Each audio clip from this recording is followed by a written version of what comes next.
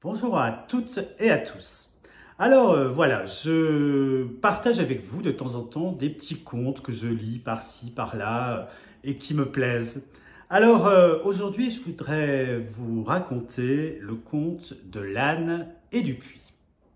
Alors en fait, c'est l'histoire d'un âne qui, malencontreusement, tombe dans un puits. Et alors là, évidemment, il ne peut pas sortir. Alors il se met à braire, mais très très fort. Le fermier, je vous parle d'une époque où il y avait encore des ânes dans les fermes, hein. Le fermier, alerté, s'approche du puits, voit cet âne au fond du puits et se dit « Mais comment je vais faire pour le sortir? J'ai rien pour le faire. » Et l'âne, braie. Finalement, le fermier se résout, parce que l'âne est vieux, qui ne lui sert plus à grand-chose, eh bien il se résout à le laisser. Et puis l'âne braie, ça dure. Le fermier n'en peut plus, donc il décide de faire une chose qui est assez horrible. Il décide d'ensevelir l'âne au fond du puits pour l'étouffer. Alors il commence à prendre une pelle et hop, de pelleter en pelleter, il essaie de remplir le puits.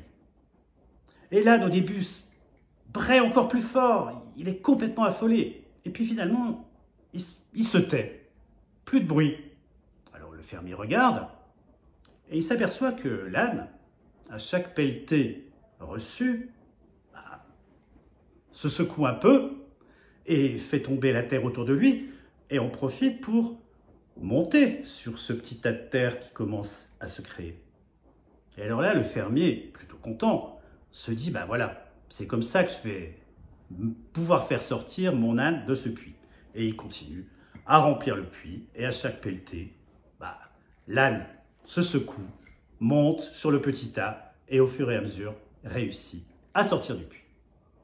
Alors, qu'est-ce qu'on peut retenir de cette histoire? Voilà, ça nous est tous arrivé de nous sentir au fond du trou. D'avoir l'impression de recevoir des pelletées de choses négatives pour qu'on reste au fond du trou. Mais finalement, quelle leçon tirer de ce conte? Quelle image? Si on secoue un peu, peut-être que on va plus subir les pelletées, mais les utiliser comme ressort, les utiliser comme rebond, les utiliser pour s'en sortir. Alors oui, qu'est-ce que vous en pensez, la réaction de l'âne? Inspirante, hein?